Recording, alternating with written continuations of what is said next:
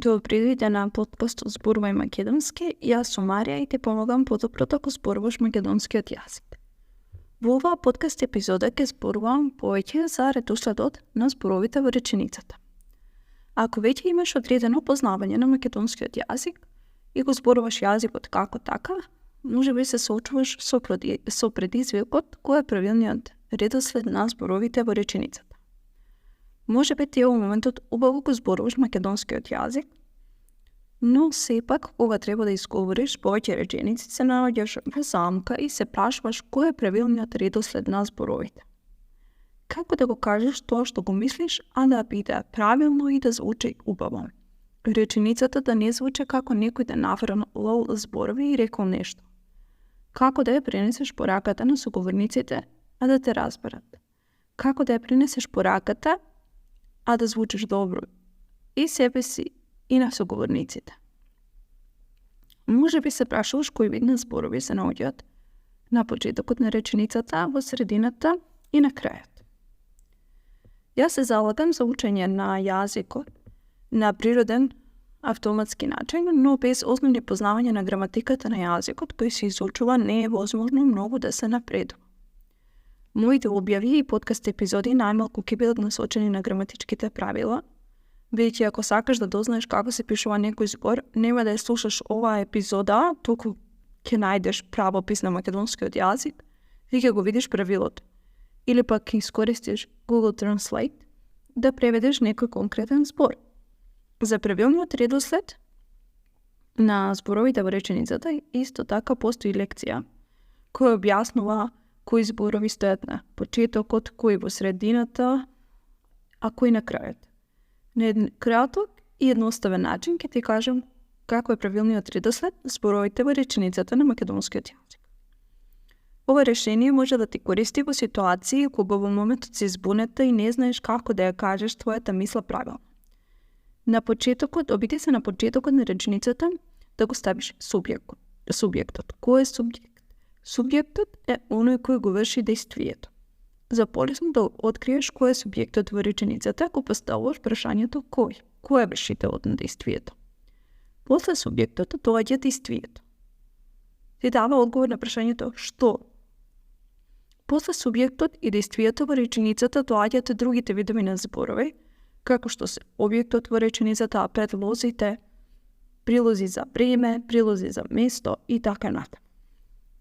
Она што е важно да се каже дека редоследот на зборовите треба да биде логичен и треба да ја следи логиката.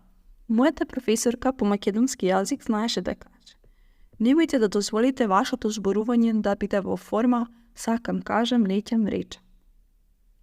Туку бидете се правилно и на логичен начин да ги изговарате зборовите и на исто така начин да ги пишувате. Во продолжение од оваа подкаст епизода ќе ти кажам како јас имам соочено со овој предизвик при изучување на повеќе странски јазици и што имам применувано да можам со самодоверба да зборувам на тој јазик. И да знам дека зборовите ми имаат правилен редослед. Како што е претходно кажав, први го кажуваме вршител на дејствието, па после тоа останатите видови на зборови. Но може би си и ти ова го знаеш на едно когнитивно ниво, но тешко го реализираш кога треба да зборуваш на македонски. Оно што мене многу ми има помогнато е многу слушање на содржини на јазикот кој сакам да го усовршам, а особено на теми за кои сакам да дознавам повеќе. За да ти влезе јазикот во твојата глава, за почеток е доволно да слушаш песни, па подоцна да проложиш на емисии. Најдобро песните и емисиите да ги пратиш со титул, оној текст кој ти доле, за да полесно го воочиш и запомниш редоследот на зборовите. Мене многу ми има помогнато и читањето на книги. Читањето на книги на јазик кој не ти е мајчет е голем предизвик, но не е невозможен. Полесни книги за читање се детските, како што се сликовниците, басните, бајките. Тие книги ќе ги читаш со леснотија и не има да ти прават главобелки.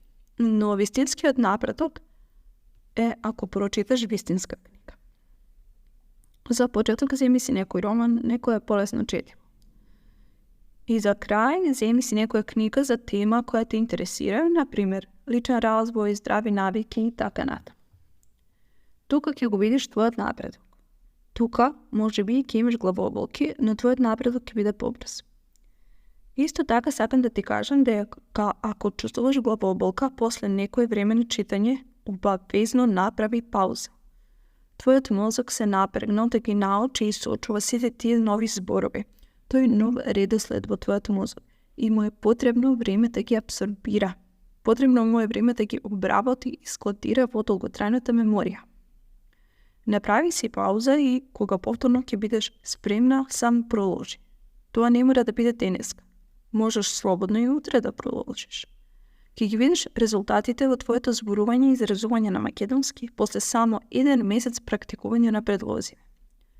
А доколку сакаш јас да ти помогнам со лесно да го зборуваш македонскиот јазик и да го научиш редоследот на зборовите, кликни на линкот кој се наоѓа во описот на оваа епизода и закажи ја твојата прва бесплатна консултација.